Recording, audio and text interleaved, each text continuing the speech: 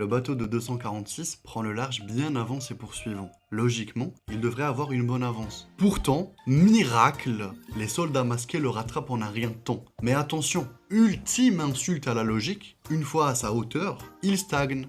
Ils sont incapables de le rattraper, car ils ont des bateaux similaires en fait, qui vont à la même vitesse. Alors comment l'ont-ils rattrapé? Ils vont plus vite que lui ou pas, merde?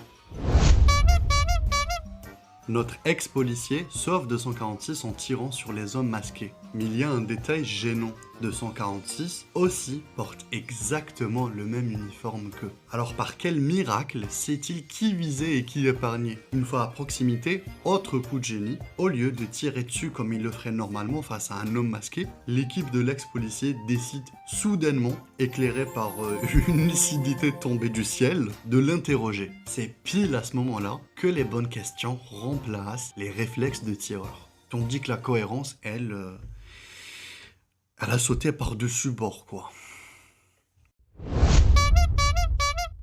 Après l'échec de la révolution et après avoir tué un camarade révolutionnaire, 456 continue à refuser de tuer quiconque, pendant qu'il continue de gagner et donc tout de même de tuer les autres, que ce soit directement ou indirectement. Comportement et hésitation qui d'ailleurs mènera souvent à plus de morts que prévu. Par exemple là, en tuant ce gars, il aurait sauvé un plus grand nombre. En tuant celui-là, il aurait également sauvé le plus grand nombre. Mais non, c'est plus logique de tuer un camarade révolutionnaire qui a simplement pas eu le courage d'aller jusqu'au bout. Pourtant, c'est bien 456 lui-même qui, dans la saison 2, justifie l'idée de sacrifier une poignée pour sauver le plus grand nombre.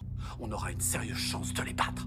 Tu suggères donc un petit sacrifice pour sauver le plus grand nombre? En somme, 456 tue quand le scénario l'exige, et s'y refuse quand le scénario le décide aussi.